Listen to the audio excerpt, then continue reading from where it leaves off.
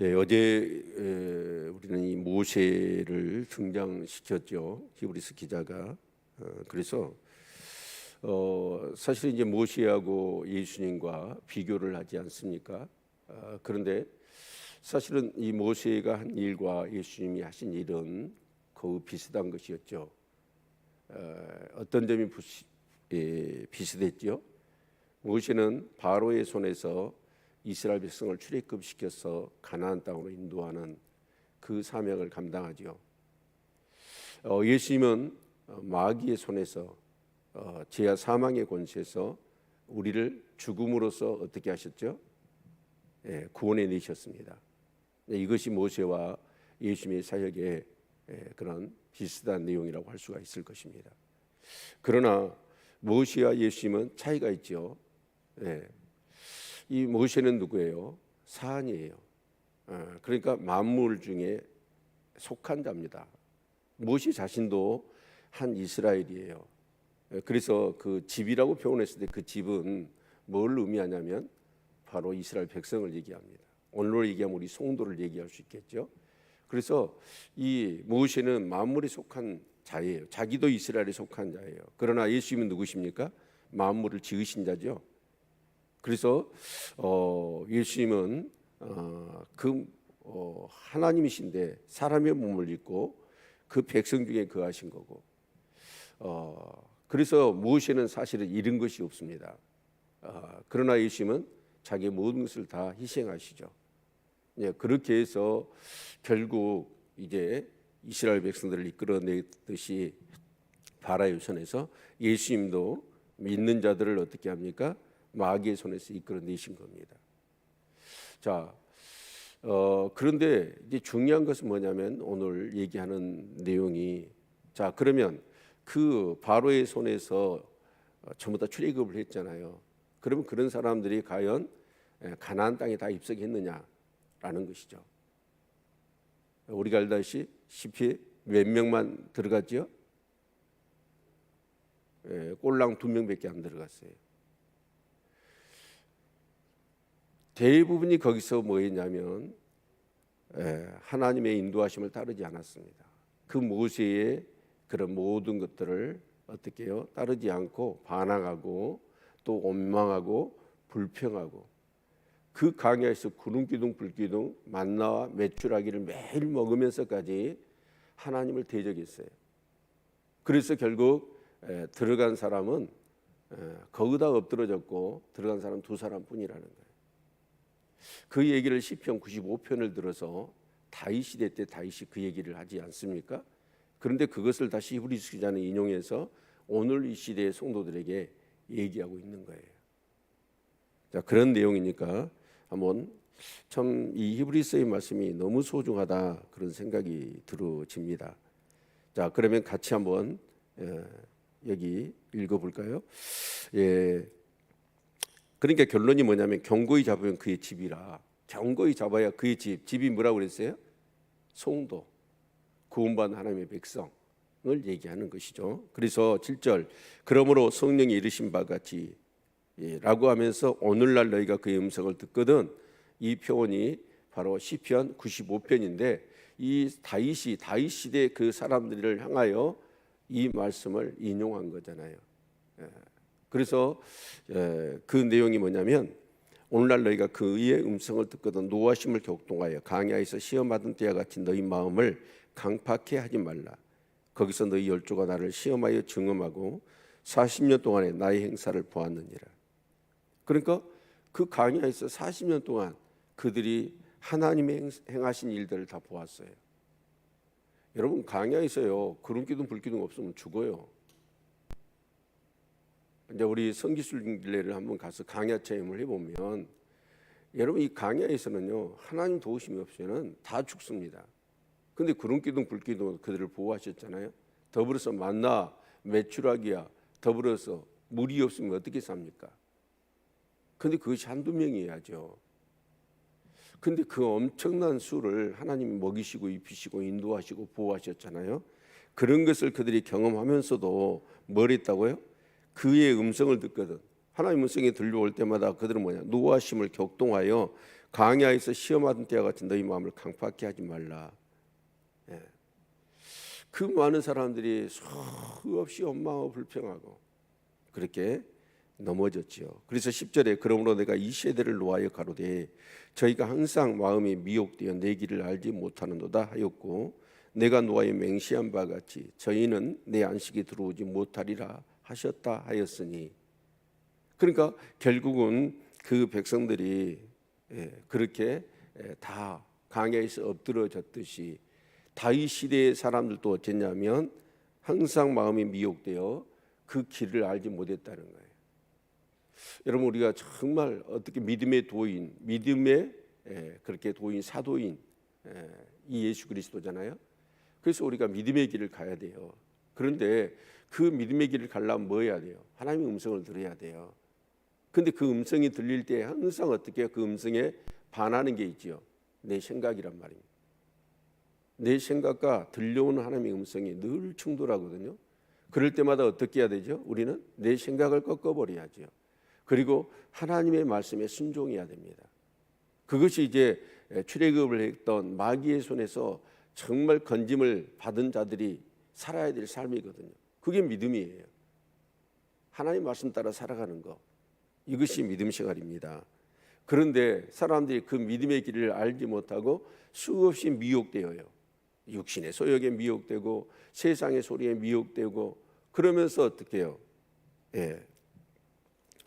결국 그 안식에 들어가지 못하는 경우들이 얼마나 많았느냐. 그래서 12절에 형제들아 너희가 상가 혹 너희 중에 누가 믿지 아니하는 악심을 품고 살아계신 하나님에서 떨어질까 염려할 것이요. 지금 이제 히브리서의 논조가 그렇잖아요. 정말 뭐 하라는 거예요? 경고히 잡아라, 또 유념해라, 또 들은 것을 어째요? 간절히 사모해라. 뭐 이런 말씀들이 계속 되어집니다. 예요. 이렇게 출애굽을 했고 마귀의 손에서 건짐을 받았다고는 하지만 그들이 그 말씀을 따라 온전히 순종하지 못하고 그렇게 자기 생각에 사로잡히고 미혹에 이끌리게 되어지면 결국 뭐 하게 된다는 거예요? 하나님에게서 멀어진다는 겁니다. 그래서 13절 같이 한번 읽습니다. 시작. 오직 오늘이라 일컫는 동안에 매일 피차 권면하여 너희 중에 누구든지 제 유혹으로 강팍하게 됨을 면하라. 오늘이라 일컫는 동안, 그러니까 우리 신앙생활은요, 과거에 얼마나 잘했느냐 아니면 미래에 내가 얼마나 잘할 거다 여러분 소원하고 그건 의미가 없어요. 오늘이라는 이 현재에 어떻게 사느냐라는 것이 중요한 것이죠. 과거에 그렇게 정말 제가 존경했고 한 목사님이 세상에서 오직 예수를 나는 제일로 많이 부르짖다가 하나님 나라에 갈랍니다. 수 없는 세미나, 내가 그분 세미나를 3번 참여했어요. 똑같은 세미나를, 요한계시록 세미나를. 그래서 요한계시록 세미나를 하는데 이분을 당해낼 사람이 없습니다. 세계 곳곳에 누비면서 그 강의를 했던 분이 말로가 어떻게 된지 아세요? 그 재산 지키려고요. 정말 그 입에서 그렇게 나왔던 하나님의 말씀과 자기 어떤 그런 마음의 소원대로 살지 못하고 너무 추하게 돼버리더라고요. 여러분, 과거에 얼마나 뛰어나고 엄청나느냐 그게 중요한 게 아니에요. 오늘입니다. 우리에게는요, 오늘이 중요하지 과거는요 의미가 없습니다. 물론 과거를 통하여 정말 그것이 자산이 되어서 오늘을 더욱더 경고하고 더 열정을 갖고 더 정말 능력 있는 삶을 살아가는 발판으로 삼는 측면에서는 중요한 것이죠. 그러나 오늘보다는 과거는 의미가 없는 거예요. 오늘 충성하지 못하고 헌신하지 못하고 정말 순종하지 못한 자가 미래에 아무리 미사여구를 동원해서 잘할 거라고 얘기하지만 믿어줍니까? 그래서 신앙은 현재가 중요합니다. 여러분, 오늘이라는 일컫는 동안에 매일 피차 권면하여 너희 중에 누구든지 제 유혹으로 강팍하게 됨을 미연할 수 있기를 바랍니다. 늘 하나님께 깨어 기도하고 말씀 붙들고 예수 생각하고 정말 주님의 그 말씀하신 말 따라서 여러분 살아가는 것, 이것이 신앙생활이거든요. 그래서 14절 우리가 시작할 때에 확실한 것을 끝까지 견고히 잡으면 그리스도와 함께 참여한 자가 되리라. 시작했을 때 확실한 것을 끝까지 견고히 잡으면 그리스도와 함께 참여한 자가 될 거라는 거예요. 어디에 참여하는 거예요? 이스라엘의 집, 바로 하나님 나라, 백성, 하나님 나라, 거기에 참여한 자가 될 것이라는 것이죠. 그래서 15절에 성경에 일렀을 오늘날 너희가 그의 음성을 듣거든 노하심을 격동할 때와 같이 너희 마음을 강팍해 하지 말라 하였으니, 다시 시편 95편 말씀을 또다시 인용해요. 왜 그럴까요? 중요하니까. 다시 한번 봅시다. 너희가 그의 음성을 듣거든 노하심을 격동할 때와 같이 너희 마음을 강팍하게 하지 말라. 여러분, 우리는 씨 뿌리는 비에서 말씀이 떨어지잖아요.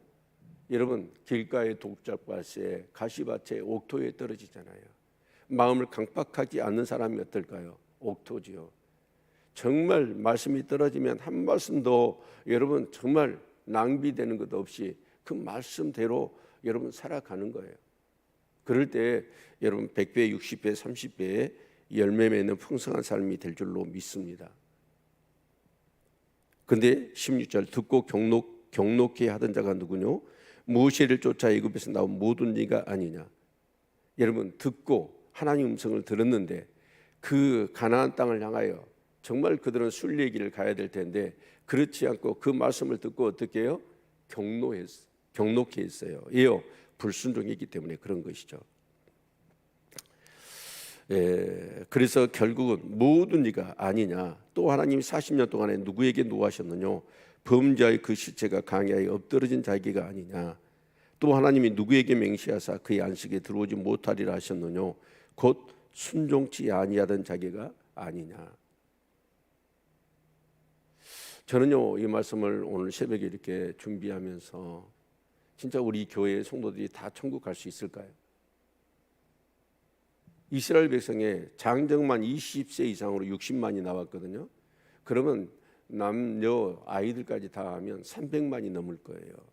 그런데 그 아이들은 이제 2세대니까 놔두고 60만 명 중에서 구원받은 사람이 딱 몇 명이에요? 가나안 땅에 들어간 사람이 도식적으로 얘기한다면 2명뿐입니다. 나머지는 다 엎어졌어요. 예요, 40년 동안 가데스 바네에서 영탄권 보냈잖아요. 그런데 원망하고 불평했잖아요. 믿지 못하고. 그래서 믿음 없는 너희들 하나님이 죽이려고 그러잖아요. 그러니까 모세가 중보기도 하죠. 그래서 내 손으로 죽이지는 않겠다. 그러나 그들은 들어가지 못한다. 그래서 40년 동안 뺑뺑이를 돈지 아세요? 그 믿음 없는 사람들이 죽기까지 걸린 시간이 40년이었어요. 그리고 믿음이 있었던 오직 여호수아 갈렙. 여러분, 그들이 정탐꾼 아니었습니까? 보고 와서 뭐 했어요? 그들은 믿음의 눈으로 보았고 하나님의 말씀을 가지고 상황을 해석한 거예요. 그러니까 그들은 순종하고 그래서 가나안 땅에 들어갈 수가 있었던 것입니다. 여러분, 정말 천국이 있는 거 믿으시나요? 예수 그리스도의 그 구속의 사역 어제 우리가 살펴봤잖아요. 그분이 천사보다도 잠시 못한 모습으로 이 땅에 오셨나요? 인간의 몸을 입고 십자가에 피 흘려 죽으셔서 우리를 구속하기 위함 아닙니까? 그 예수 그리스도를 믿음으로 인하여 우리가 제사함 받고 구원받아 하나님의 자녀가 된 줄로 믿습니다. 이것이 사실이라면 우리 삶은 어떻게 살아야 될까요? 하나님의 음성을 따라서 정말 하나님의 그래서 강야에서 훈련이 뭐라고 그랬어요? 자기 부인이라고 그랬잖아요. 들려오는 하나님의 음성과 내 어떤 그런 생각이 충돌할 때 정말 내 생각을 내려놓고 하나님의 음성에 따라 순종하는 것, 그것이 믿음이고 그것이 강야의 훈련이었거든요. 그런데 오늘날 생각해 봅시다. 내가 지금 그렇게 신앙생활을 합니까? 내 생각 내려놓습니까? 하나님의 말씀 따라 순종하려고 하는 그런 마음 가지고 정말 사모하는 마음 가지고 간절히 그렇게 살고 있느냐는 거예요.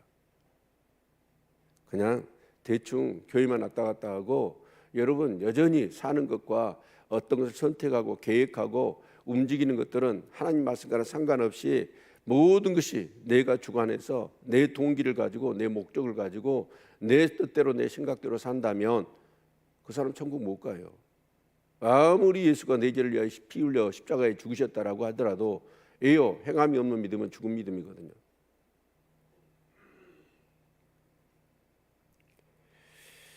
정말 예수 그리스도의 구속을 믿고 정말 이 성경의 전체적인 역사 가운데 하나님이 어떻게 엄청난 이 일들을 이루셨는가를 내가 믿는다면 정말 내 삶과 행동이 어떠해야 될까요? 예. 그래서 19절 같이 한번 읽어볼까요? 시작. 이로보건대 저희가 믿지 아니함으로 능히 들어가지 못한 것이라. 믿지 아니함으로 들어가지 못했대요. 하나님을 믿는다면 순종해야 안 해요? 순종합니다. 그 믿음은 뭘로 증명되냐면 순종하느냐 순종하지 않느냐로 증명되거든요.